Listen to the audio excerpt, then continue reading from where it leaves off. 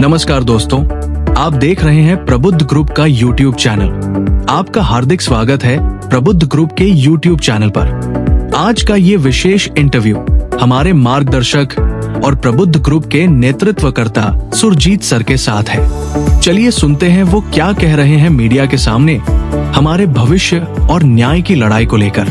हाँ, पहले तो लाइव मीडिया को मेरे तरफ से धन्यवाद। आपने हमारे हाई कोर्ट से सिंगल बेंच से डबल बेंच तक आपने हमको शहीद किया है और बखूबी जो सच्चाई है उन्होंने दिखलाया है। आज मीटिंग रखने का मुख्य उद्देश्य था कि सरकार ने कुछ हमारे साथ 2018 के अंदर हमारे भाई के साथ कुछ गलत नीति और सिद्धांत अपनाए। इसके विरुद्ध में आज हमारे जितने भी क्रांतिकारी भाई बहन हैं बिहार के, आप देख लीजिए तमाम जितने भी लोग बराबर और आक्रोश है लोगों में कि सरकार हमारे साथ भविष्य के साथ निभाती। उसके एवज में आज मैं मीटिंग रखा और सबको आह्वान किया कि सरकार से सभी लोग दो हाथ करके लड़े अपने भविष्य। मीटिंग का मुख्य उद्देश्य है, मैं जब मंगल पांडे साहब से मिला उसमें आश्वासन दिया गया, मैं उनको दिया ज्ञापन दिया और उसके बाद मिला था कि आप सुरजीत जी दिए हैं, मैं अपने तेजी से बात कर रहा हूँ। लेकिन वो तेजी से बात क्या करेंगे कि 14 तारीख को सरकार हाई सुप्रीम कोर्ट द्वारा इंतरिम रिलीफ दी गई, जबकि इंतरिम रिलीफ किसी के लिए नहीं दिया गया, ना तो 2014 कैडर उसके लिए और नहीं तो 2023 कैडर उसके लिए। लेकिन सरकार ने आनंद इस तरह का काम किया है कि 23 वाले को उठा करके ज्वाइनिंग कराने लगा। वैसा ज्वाइनिंग जो आज तक मैं कभी नहीं देखा। ये आप पे इल्जाम लगाया जा रहा है कि आपने सीनियर वकील को वहां पर खड़ा नहीं किया।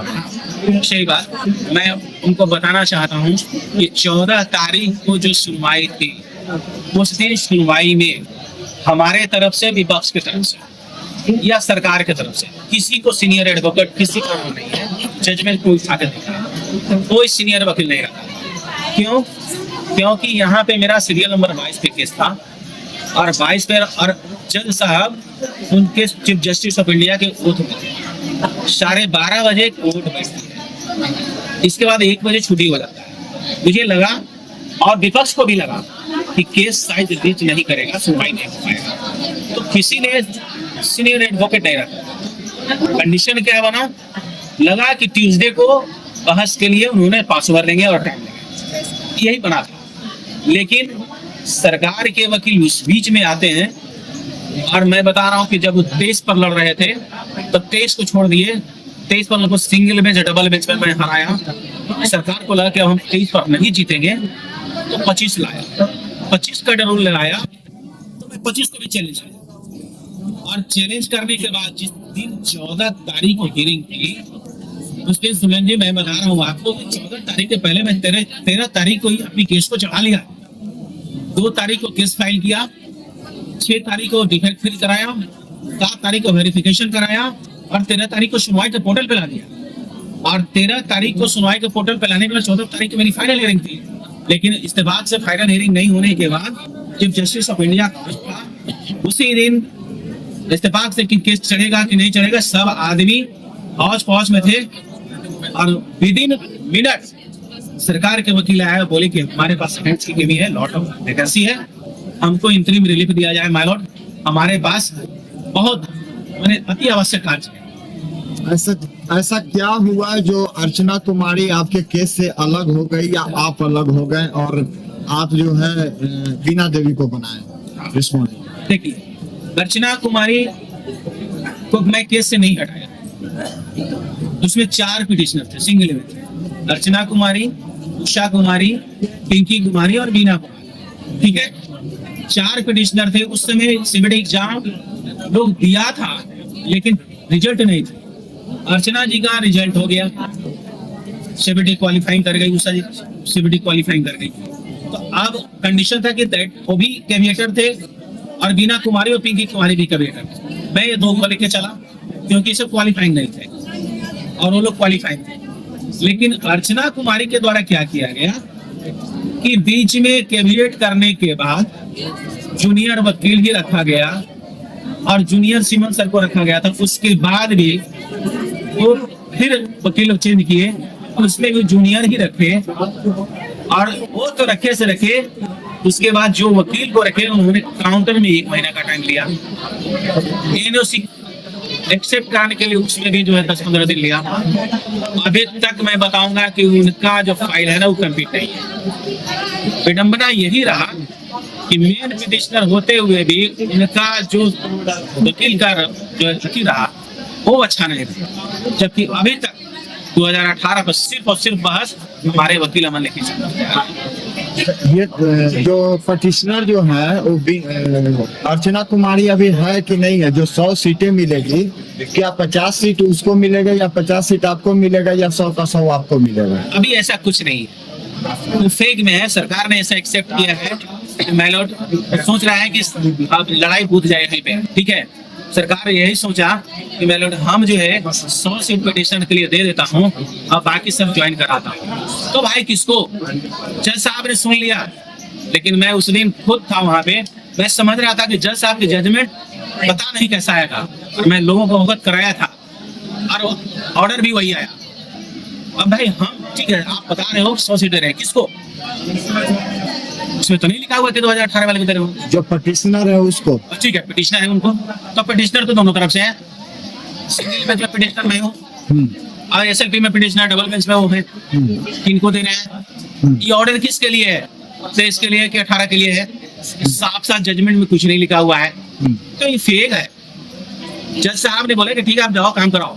जज साहब ये भी कह सकते थे ना कि आप 23 वाले से काम करो कि 18 वाले से काम करो, जबकि 18 वाले सिंगल बेंच डबल बेंच दोनों जीते हुए हैं। प्रायोरिटी हमको बनती है, 18 वाले का प्रायोरिटी बनती है कि इनको आप ज्वाइन कराओ। तो आप इनको नहीं ज्वाइन करा रहे, 23 को करा रहे हैं, तो सरासरी गलत है। उसके बाद ज्वाइन कराने के बाद भी आप बाढ़ का इसमें उदाहरण दे रहे हैं, वो भी गलत है। इसके बाद 2 तारीख का घेउन केस था भाई। आप बताओ, सरकार ने एक लेटर निकाला है कि 2 तारीख का केस की हियरिंग है, जल्दी जल्दी करो नहीं तो स्टे ले लिया जाएगा। अरे यहाँ तो सुरजीत का फोबिया बना हुआ है लोगों को, क्योंकि हम चैलेंज किए हैं इंतरिम आदेश को, तो उन्होंने सोचा कि बीना कुमारी का ही केस है। तो बीना कुमारी अगर आज नहीं होती तो आज 2018 का डर से क्यों? क्योंकि आज अर्चना कुमारी, उषा कुमारी मेन पिटिशनर को जाके ज्वाइन कर लेते। आज हमारे जितने भाई बहन हैं जो देख रहे हैं 4% क्या सबकी भविष्य बर्बाद हो। अर्चना कुमारी ज्वाइन कर ली थी, क्या वो वापस ले ली अपना पिटीशन जो है वो वापस ले ली सुप्रीम कोर्ट से? ये चीज को पुख्ता चीज उनको करना चाहिए, मीडिया में आकर के बोलना चाहिए कि क्या की है सरकार के साथ, क्या कमिटमेंट की है। लोगों में परसेप्शन फैल गई है। आप जब ज्वाइन कर लो ना, उन्होंने एक वर्ड बोला था कि बालाजी का कसम है, हम जो है ना जब तक 2018 वाले को ज्वाइन नहीं करा देंगे तब तक हम जो है ना ज्वाइन नहीं करेंगे। हमारे वीडियो में एक तरह से कमेंट आता है कि अर्चना जी अभी तक नहीं छोड़ी है और वो अभी लड़ रही हैं। 50 सीटें आपको मिलेगी और 50 सीटें उनके मिलेगी, लेकिन वो ज्वाइन कर ली है। बोली कि ज्वाइन करना मेरे हाथ में है, लेकिन ज्वाइन करना मेरे हाथ में नहीं था, छोड़ना मेरे हाथ में है। तो क्या लगता है कि वो अभी भी संविदा कर्मियों का लड़ाई लड़ रही है? पता नहीं, अब 23 पे गई है ज्वाइन करने की। कमेंट है हमारे वीडियो में, बात सही है। मैं उनको बता रहा हूँ कि अर्चना कुमारी को ये साफ करना होगा क्या वो 23 से लड़ रहे हैं कि 25 से लड़ रहे हैं, 18 से लड़ रहे हैं। 18 को होंगे तो उनको ज्वाइन नहीं करना चाहिए था। अगर 23 है तो ज्वाइन कर लिए। अब कैसे सराहते इस बात में? लेकिन इस लड़ाई को तो शुरुआत वही की थी, फिर पीछे क्यों हटी? नहीं, मैं बता रहा हूँ इस लड़ाई को शुरुआत नहीं, इस लड़ाई में सारे संविदा भरे हैं। हमारे रेणु सिस्टर है, अंजू जी हैं, सारे लोग थे, समझ गए।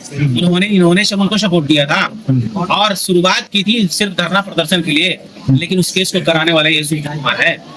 और मैं जा करके राताराती केस करवाया, 23 कैडर उसको चैलेंज किया, समझ गया। और अच्छे एडवोकेट अभिनव श्रीवास्तव सरकार कर ले गया, जब जीत मिली। अच्छा, 45,000 वैकेंसी आ गया था, तो फिर दोबारा उसी पोर्टल को खोल करके वैकेंसी को भरवाना और 75,000 ले जाना और 75,000 के बाद एग्जाम लेना, ये कहाँ तक सही था?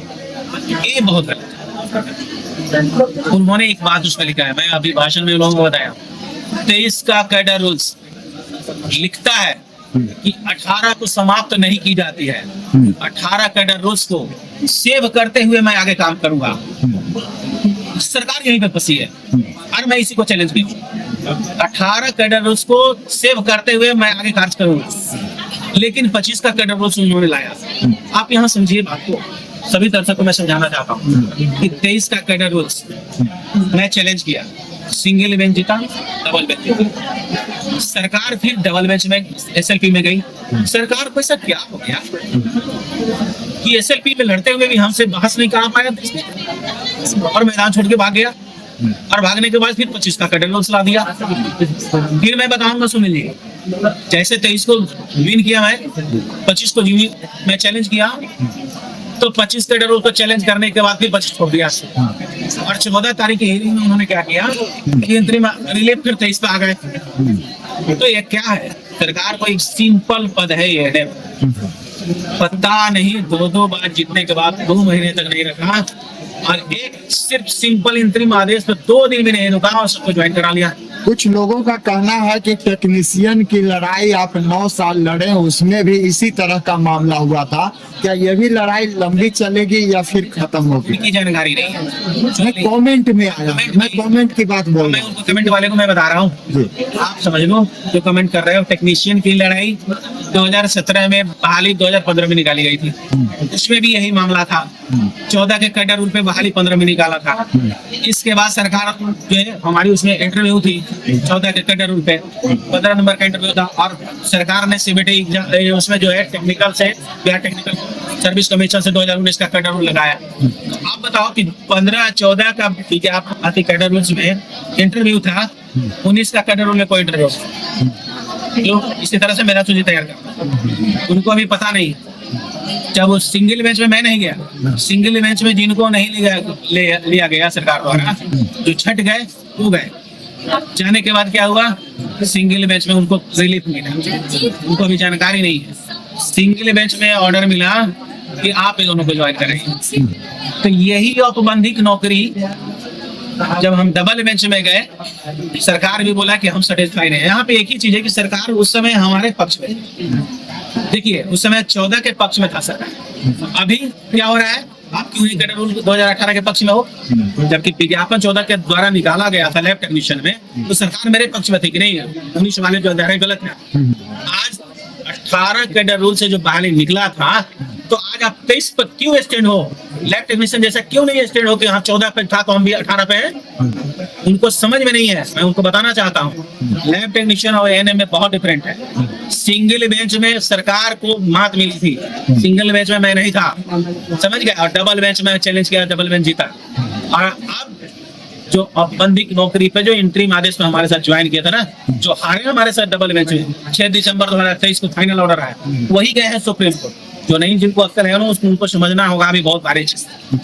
एक लास्ट सवाल है मेरा, एक लास्ट सवाल है। संविदा कर्मी का कहना है, संविदा कर्मियों का कहना है कि जिस दिन ये लोग का डेट था, उस दिन 3 वकील वो लोग रखे थे, और आप पर आरोप लगाया गया था कि आप जो है उसमें कोई अपना मजबूत वकील नहीं रखिएगा, सीनियर वकील नहीं रखिएगा, हम लोगों का काम हो जाएगा, और आपने उसका सहयोग किया। इस बात में कितनी सच्चाई है? मैं उनको बताना चाहता हूँ, उनको ऑर्डर पढ़नी चाहिए।